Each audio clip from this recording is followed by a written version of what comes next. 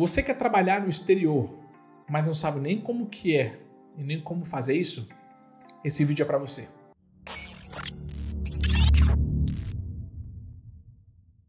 Olá, meu nome é Cris Soares, eu sou desenvolvedor front-end. Atualmente eu vivo aqui na Alemanha, eu trabalho aqui e hoje eu vim trazer para você nesse vídeo uma pergunta que muitas pessoas me fazem: é como eu consegui vir trabalhar aqui na Alemanha e como elas podem fazer a mesma coisa. Como que é a área, como é viver aqui também. Isso é uma outra coisa muito importante quando você se considera mudar de um país para o outro. Então eu vim trazer para você essas informações, como que você faz para trabalhar aqui, como consegue uma vaga aqui e como de fato é a vida aqui no exterior. Então um pouquinho da minha história. Eu sou formado em engenharia de software, eu formei em dezembro de 2021, tá? Eu formei na faculdade nos Estados Unidos, então eu morei lá por 7 anos. E depois da faculdade lá, eu comecei a trabalhar como desenvolvedor lá nos Estados Unidos mesmo, depois da faculdade. E eu trabalhei lá por 6 meses, 8 meses na verdade. E tem mais ou menos 3 meses que eu estou aqui na Alemanha. E eu consegui esse emprego aqui na Alemanha estando lá. Então eu tenho experiência para poder falar para você como que você faz, mesmo estando fora do país, para aplicar, passar por todo o processo seletivo e então vir para cá e conseguir um emprego.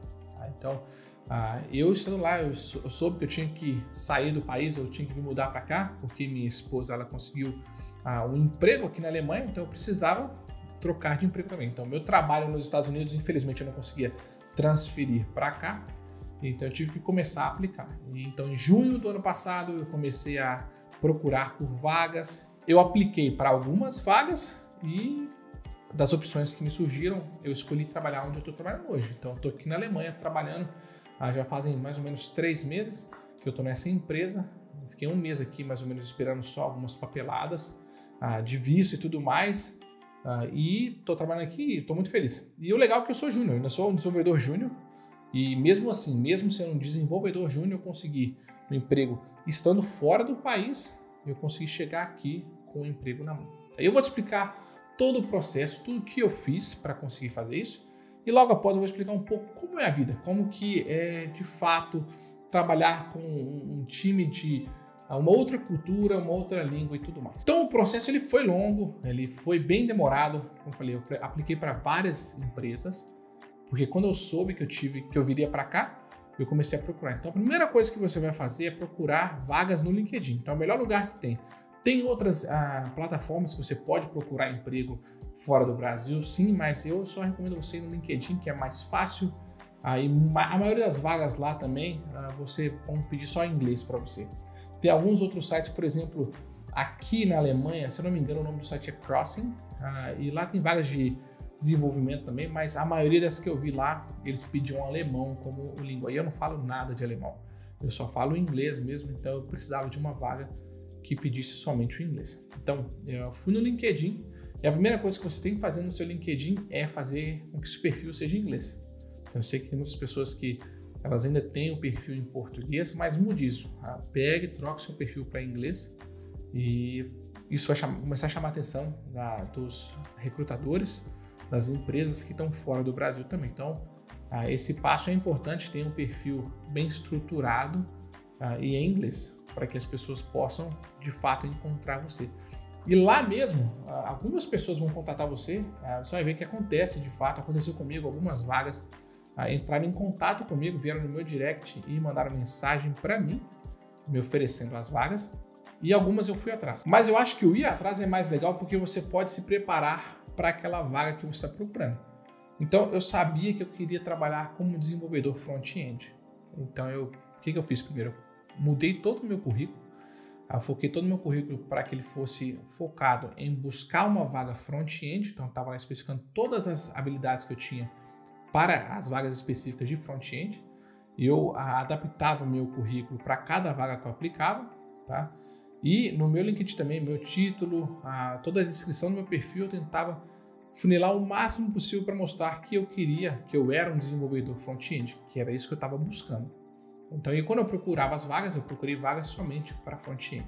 Esse foi o primeiro ponto, porque eu conseguia chegar no ponto exatamente e aplicava exatamente para o que eu queria. Então, tem mito que as pessoas às vezes têm, elas começam a aplicar para qualquer vaga, para qualquer posição, seja front-end, back-end, ou tudo, começa a aplicar para todas as vagas. Eu acho que isso é um erro, ainda mais quando você está mudando de país. Você tem já o desafio da língua e você agora tem o desafio também da questão de qual vaga se aplicar, né? Então, aplica para uma vaga específica, para um tipo de vaga. Se você vai ser front-end, vá para front-end. Esquece que você sabe fazer outras coisas. Só pensa que você é 100% especialista em front-end. Isso é muito importante porque a partir do momento que você aplicou para as vagas, você aplicou lá no LinkedIn ou o que seja, você fez a aplicação lá, achou uma posição, aplicou. O primeiro passo desse contato com a empresa vai ser alguém do RH que vai te contatar. Na maioria das vezes, é uma pessoa que não tem conhecimento técnico quase nenhum. E por que é importante para vocês? Porque eles têm lá uma lista, um papel lá com um monte de informações que eles estão só checando com você se você vai saber responder aquilo ou não. Vai perguntar, você é desenvolvedor front-end? Só fala que você é front-end, não vai querer falar, se mostrar para essa pessoa, vamos dizer assim, porque ela não sabe nada. Ela está ali só para fazer um checklist com você mesmo, para ver se você é apto para passar para a próxima fase, que seria então com um time técnico. Então, não tente se mostrar para essa pessoa do RH. E normalmente essa vem numa ligação, por telefone mesmo. Eu nunca tive esse primeiro contato com o RH por vídeo, tá? Então foi sempre por telefone. Todas as empresas que eu apliquei. Beleza? E assim que você passa por essa fase, que é uma fase simples, uma ligação normalmente de 15 minutos, eles fazem umas perguntas rápidas para você. Pouca coisa, é só mais teoria mesmo. Como eu falei, é um checklist que eles têm ali só para saber se você é apto mesmo, se você é capaz de preencher aquela vaga. E então eles passam você para o próximo round, que é com um time mais técnico. Então, uma pessoa técnica vai vir. E nesse round, para mim, pelo menos na minha experiência, tá? Como eu falei, eu apliquei para vagas de júnior. E todas essas vezes nesse round eu tive uma entrevista rápida, tipo 15 minutos, 20 minutos com um sênior, um desenvolvedor sênior. E eles me davam um problema para resolver. Então, todos eles me deram um problema para trazer para casa, me davam 3 dias para resolver. Ou era criando um aplicativo, criando uma página na web, o que fosse. Então eles me davam esse problema, me mandavam um código base e falavam o que eu tinha que fazer, o que eu tinha que resolver. E em 3 dias eu tinha que enviar para eles de volta esse problema resolvido. E então eu mandava, resolvia todo o problema, mandava para eles.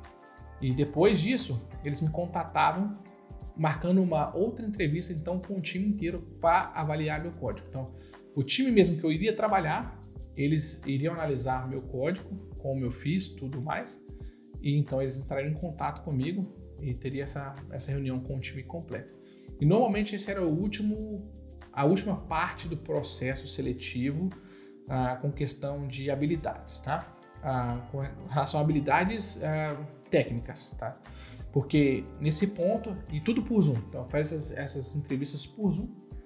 E nessa entrevista com o time todo, eles faziam algumas perguntas técnicas. Então começaram a introduzir também as soft skills, que eram muito importantes. Eles começavam a perguntar como é que eu trabalhava em time e tudo mais.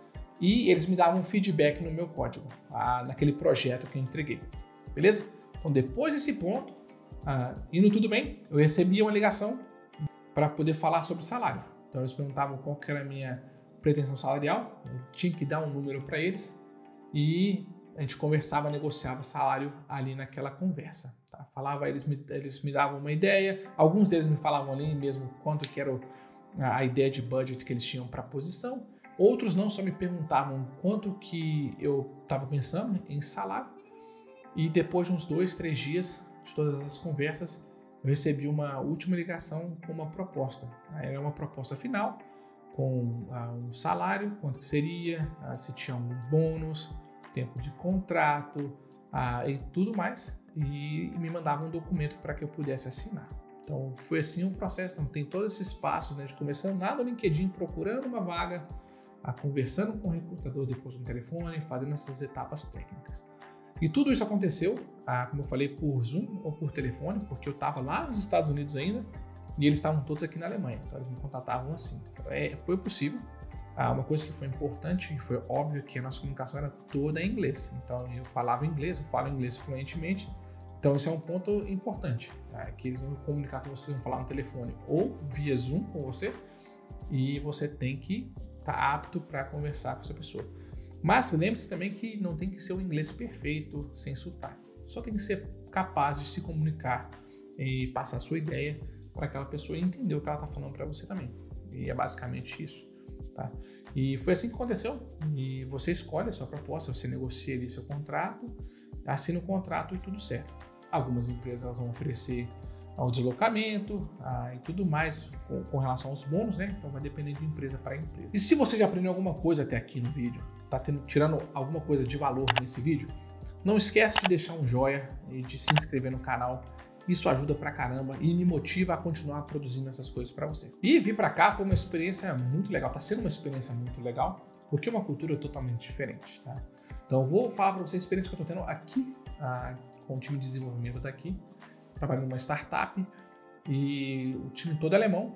Então a cultura, o choque de cultura é legal, é diferente, então, mas eu consigo me adaptar legal, eu consigo me adaptar bem, por conta que eu já tive a experiência antes de trocar de uma cultura. Quando eu saí do Brasil, fui para os Estados Unidos, tive um choque de cultura também, e isso ajuda na questão de adaptar. Então, adaptar aquele ambiente, adaptar novas pessoas, a novas ideias, novas culturas. Então eu acho que, de fato, o pessoal aqui é bem tranquilo, eles um povo diferente um pouco dos Estados Unidos, que não está sempre ligado nos 220, esse trabalho que o pessoal fala que é o workaholic, né? Qual nos Estados Unidos tem essa cultura de trabalhar. Aqui é bem mais tranquilo, bem mais relaxado, eu senti o ambiente, pelo menos na minha experiência, na minha empresa. Tem as cobranças, óbvio, você não vai ficar não fazendo nada o tempo todo, mas é mais tranquilo, é mais, vamos dizer assim, humano. É bem mais tranquilo de trabalhar aqui do que como eu trabalhava nos Estados Unidos, era bem mais puxado lá, eu senti. E fora do trabalho tem a questão cultural mesmo do país, tem a questão de clima, que são pontos que são muito importantes de levar em consideração.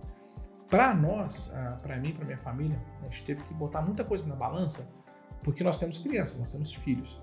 Então, questão de educação, o sistema de saúde, tudo isso entrou num pacote para nós. Como eu falei, a gente morava nos Estados Unidos, a gente tinha uma qualidade de vida lá muito legal, mas a gente teve que colocar muita coisa no balanço também para decidir vir para cá. E, por exemplo, para nós não foi um problema o clima. O clima para nós era um problema porque onde a gente morou nos Estados Unidos já era muito frio. Então aqui o frio para nós é tranquilo. Mas são coisas que eu aconselho você levar em consideração quando você decide mudar para o exterior, querer trabalhar aqui, porque são coisas que de fato elas fazem diferença. Então, o clima sempre fechado, tá nublado sempre, chovendo sempre. Isso de fato atrapalha o seu humor. Tem muitas pessoas que ficam depressivas por conta desse clima, né? Então tem coisas que levar em consideração. A cultura, a língua é muito diferente, a língua é difícil. Não são todos os lugares que falam inglês, não são todas as pessoas que falam inglês. Então se comunicar é um desafio aqui. Então são coisas assim que você tem que levar em consideração. O povo em si pelo menos para a gente sente que é bem recebido, as pessoas nos tratam muito bem, a gente não sentiu até hoje nenhuma discriminação, nem nada, é um povo aberto. Aí é legal que você vê que, na verdade, na Europa, a gente reparou que você tem várias culturas misturadas aqui, tem pessoas de tudo quanto é canto.